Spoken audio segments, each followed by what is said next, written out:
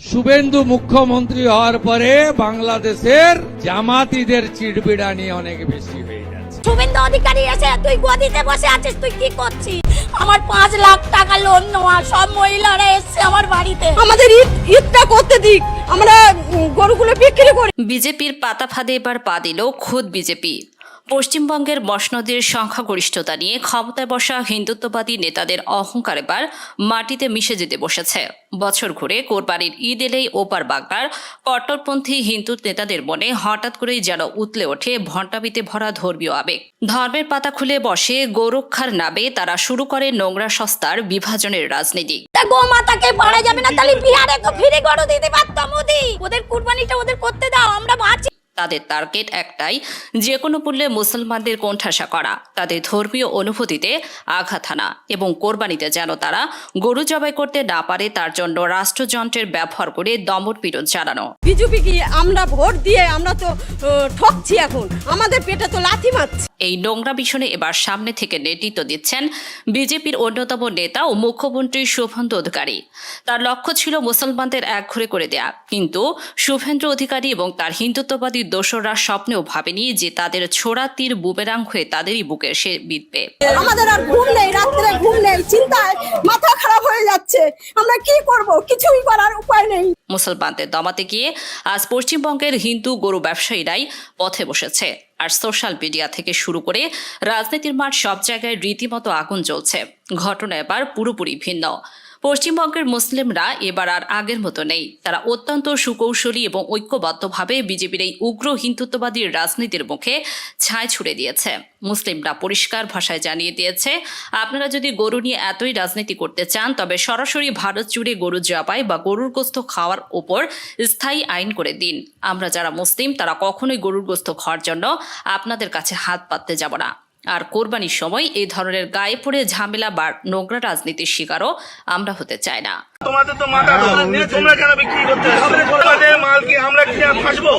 মুসলমানদের এই অভাবনীয় মাস্টার স্ট্রোকই মূলত কেঁপে উঠেছে বিজেপির ভিড়, আর এভাবেই সবচেয়ে বড় বাসটি খেয়েছে সাধারণ হিন্দু গরু ব্যবসায়ীরা। পশ্চিমবঙ্গের পশুর হাটগুলোর দিকে তাকালে এখন চোখে পড়বে এক রোমহর্ষক এবং নাটকীয় দৃশ্য।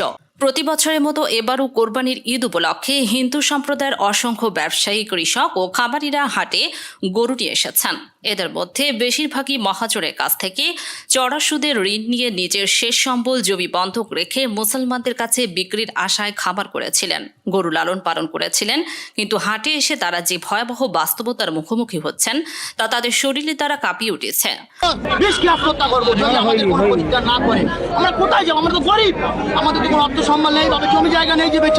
গরু বেচি খাই, তাহলে আমাদের মোদি ঘরে ঘরে চাকরি দেখ, একটা দুটোকে চাকরি দেখ, তাহলে আমরা তাই করে খাবো। হাটে দাঁড়িয়ে যখন কোনো হিন্দু ব্যবসায়ী একজন মুসলমান ক্রেতাকে গরু কেনার প্রস্তাব দিচ্ছেন, তখন মুসলমানরা হাসি মুখে অথচ চরম দৃঢ়তার সাথে উত্তর দিচ্ছেন, ভাই আপনি হিন্দু সম্প্রদায়ের মানুষ, আপনার কাছ থেকে আমি গরু কিনব না। আপনি দয়া করে আপনার গরু নিয়ে বাড়ি ফিরে যান, কারণ আপনার কাছ থেকে হাজার হাজার টাকা দিয়ে গরু কেনার পর সেই গরু নিয়ে নিরাপদে বাড়ি পৌঁছানোর কোনো গ্যারান্টি নেই। রাস্তায় আপনাদেরকে হিন্দুত্ববাদী উগ্র জঙ্গিরা আমাদের পথ আটকানো গরু কেড়ে নেবে আর গরু চুরির মিথ্যা অপবাদ দিয়ে আমাদের গণপিটুনিতে মেরে ফেলবে।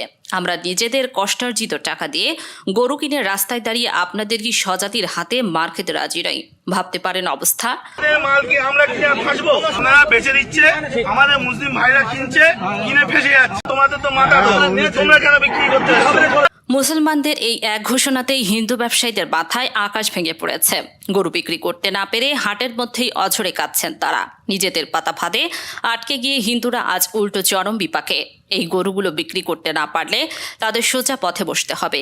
ঋণের দায়ে আত্মহত্যা করা ছাড়া আর কোনো পথ খোলা থাকবে না তাদের সামনে। ক্ষোভে, হতাশায় আর আতঙ্কে হিন্দু ব্যবসায়ীরা এখন সোশ্যাল মিডিয়ায় রীতিমতো গরম করে তুলেছেন। তারা সরাসরি নরেন্দ্র মোদী আর শুভেন্দু অধিকারীর দিকে আঙুল তুলে বলছেন, মুসলমানরা যদি আমাদের গরু না কেনে তবে মোদী আর শুভেন্দুকে আমাদের সব গরু কিনে দিতে হবে, তা না হলে আমাদের ক্ষতিপূরণ দিতে হবে। হিন্দুরা ভেবেছিল বিজেপি ক্ষমতা এলে তাদের রাম রাজত্ব কায়েম হবে, তাদের ভাগ্যের চাকা ঘুরে যাবে। কিন্তু ক্ষমতায় আসার মাত্র 17 দিনের মাথায় তাদের নিজেদের মেরুদণ্ড এভাবে ভেঙে যাবে তারা কল্পনা করতে পারেনি।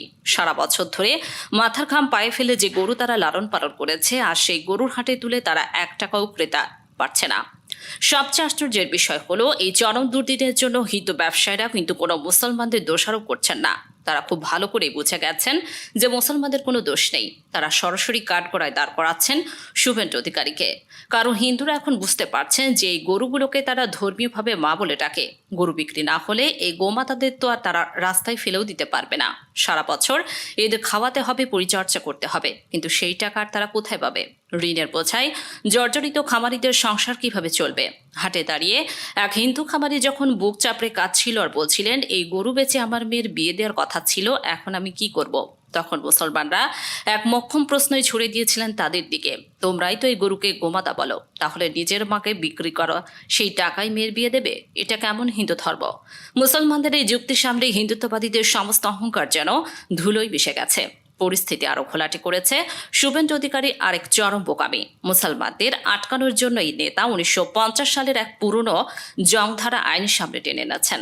সেই আইনে বলা হয়েছে 14 বছরের বেশি বয়সের গরু, যে গরু ল্যাংড়া খোরা, ত্রুটিযুক্ত বা প্রজনন ক্ষমতাহীন, শুধুমাত্র সেই গরুগুলোকেই জবাই করা হবে। শুভেন্দুর এই হাস্যকর আইনের কথা শুনে মুসলমানরা তো বটেই, সচেতন মহল ও হাটিতে ফেসে পড়ছে। প্রথমত, একটা গরুর বয়স যে 14 বছর পার হয়েছে তার প্রমাণ কি? গরু কি কোনো বার্থ সার্টিফিকেট বা জন্ম সনদ আছে যে শুভেন্দু অধিকারী সেটা চেক করে হাটে হাট ঘুরবেন? গরুকে মুদি খাওয়ানোর পয়সা দেবে, আমাদের দেখাশোনা করার পয়সা দেবে, তাহলে গোমাতাকে সেই 14 বছর বয়স পর্যন্ত আমরা রেখে দিতে পারবো। হিন্দুদের এইভাবে বাঁচানো যায় না দাদা ভাই, এইভাবে একদম টোটালি বাঁচা। শুভেন্দু অধিকারী মহাশয় ভুল করছেন। নির্দিষ্ট সময় দেওয়া হোক, মানুষকে নিয়ম বন্ধ করেছে, মানছি না, মানবো না। দ্বিতীয়ত, যে গরুকে হিন্দুরা মা বলে ডাকে, গরুর মূত্র পান করে নিজেদের পবিত্র মনে করে, গরুর গোবর দিয়ে হনি খেলে সেই গরু যখন বুড়ো হয়ে যায়, বিকলাঙ্গ হয়ে যায় বা ত্রুটিযুক্ত হয়ে পড়ে, তখন কি সেই গরু আর তাদের মা থাকে না? বুড়ো হয়ে গেলে কি মায়ের মর্যাদা শেষ হয়ে যায় যে তখন তাকে জবাইয়ের জন্য মুসলমানদের হাতে তুলে দিতে হবে? শুভেন্দু আসলে এখানে চরম এক ধূর্তপাত পাতে ফিরেছিলেন। তিনি চেয়েছিলেন হিন্দুদের বাতিল, রোকা, বুড়ো এবং ত্রুটিযুক্ত গরুগুলোকে মুসলমানদের ঘাড়ে গছিয়ে দিয়ে হিন্দু খামারিদের পকেট ভরা এবং মুসলমানদের কোরবানিকে কুলসিত করতে। কিন্তু তিনি ভুলে গিয়েছিলেন যে ইসলাম ধর্মে কোরবানির নিয়ম অত্যন্ত কঠোর এবং পবিত্র। ইসলামী শরীয়ত অনুযায়ী মহান আল্লাহর সন্তুষ্টি উদ্দেশ্যে সবসময় সবচেয়ে নিখুঁত, সুন্দর এবং ত্রুটিযুক্ত প্রাণীগুলোকেই কোরবানি দিতে হবে। কোনো ধরনের রোগ আক্রান্ত খোড়া বা ত্রুটিযুক্ত প্রাণী কোরবানির জন্য মোটেও যোগ্য নয়। যখনই শুভেন্দুর এই খোড়া আর বুড়ো গরুর আইন সামনে আনলেন, মুসলমানরা সরাসরি জানিয়ে দিল, আপনাদের এই বাতিল গরু আপনারা নিজেদের ঘরেই রেখে দিন। শরিয়া বিরোধী কোনো গরু আমরা কোরবানি দেব না। মুসলমানদের এই জোরালো ঐক্যবদ্ধ আওয়াজে এবার পুরো পশ্চিমবঙ্গের চিত্রই পাল্টে গেছে। ভারতের নামকরা আলিম এবং মুফতিরা, বিশেষ করে মাওলানা শাহিনুর রহমান, প্রকাশ্যে মুসলমানদের প্রতি আহ্বান জানিয়েছেন, দয়া করে আপনারা এমন কোনো গরু কিনবেন না এবং গরু কোরবানি দেবেন না। তিনি ভারত সরকারের কাছেও সরাসরি চ্যালেঞ্জ ছুড়ে দিয়ে বলেছেন, গরু জবের বিরুদ্ধে আপনারা দ্রুত স্থায়ী আইন পাশ করুন, যাতে চিরতরে এই গরু রাজনীতির অবসান ঘটে। আলেমদের এই ডাকে সাড়া দিয়ে মুসলমানরা এবার এক অভূতপূর্ব ঐক্যের দৃষ্টান্ত স্থাপন করল। তার সিদ্ধান্ত নিয়েই নিল যে এবার কোরবানিতে তারা বকরি, খাসি, ভেড়া বা মোষ কোরবানি দেবে, কিন্তু কোনো হিন্দুর কাছ থেকে গরু কিনে নিজেদের বিপদে ফেলবে না। এবারের কোরবানি দিতে পশ্চিমবঙ্গের সবচেয়ে কম সংখ্যক গরু জবাই হওয়ার এক নতুন রেকর্ড হয়তো তৈরি হতে যাচ্ছে। কিন্তু এর সবচেয়ে বড় ইম্প্যাক্ট বা প্রভাব গিয়ে পড়বে এই হিন্দু গরু ব্যবসায়ীদের ঘাড়ে। অচিরেই পশ্চিমবঙ্গের বুকে এক ভয়াবহ অর্থনৈতিক ধস নামবে। আমরা অতীতেও দেখেছি এই মোদীর শাসন আমলে ফসলের ন্যায্য দাম না পেয়ে ভারতের কত কৃষক কিভাবে গলায় দড়ি দিয়ে আত্মহত্যা করেছিল। এবার ঠিক একই ঘটনার পুনরাবৃত্তি হতে যাচ্ছে পশ্চিমবঙ্গে। গরু বেচতে না পেরে ঋণের দায়ে জর্জরিত হিন্দু ব্যবসায়ীরা যখন আত্মহত্যার পথ বেছে নেবে, তখন এর দায় কে নেবে? আর পশ্চিমবঙ্গের হাটে হাটে যে হাহাকার আর্তনাদ শোনা যাচ্ছে তা ভাষায় প্রকাশ করার মতো নয়। হিন্দু ব্যবসায়ীরা মুসলমানদের কাছে গরু বেচতে আজ মরিয়া হয়ে উঠেছে, কিন্তু মুসলিমরা নিজেদের ক্ষতি করে টাকা দিয়ে কিনে উগ্র হিন্দুত্বের হাতে মার খাওয়ার জন্য আর গরু কিনবে না। মুসলমানদের এই কুবদ্ধ অবস্থান শুভেন্দু অধিকারী এবং বিজেপি সরকারের এমন এক চরম শিক্ষা দিতে যাচ্ছে, যা ভারতের ইতিহাসের স্বর্ণাক্ষরেও লেখা থাকবে। সবচেয়ে বড় টুইস্ট হলো, যে হিন্দুদের ভোটের জোরে হিন্দুত্বের সুরসুরি দিয়ে বিজেপি আজ ক্ষমতার দর দেখিয়েছেন, সেই হিন্দুরা এবার বিজেপিকে ক্ষমতা থেকে টেনে হিচড়ে নামাবে। তার গলার কাছে ছুরি এসে ঠেকেছে, তখন সে আর ধর্ম বোঝে না।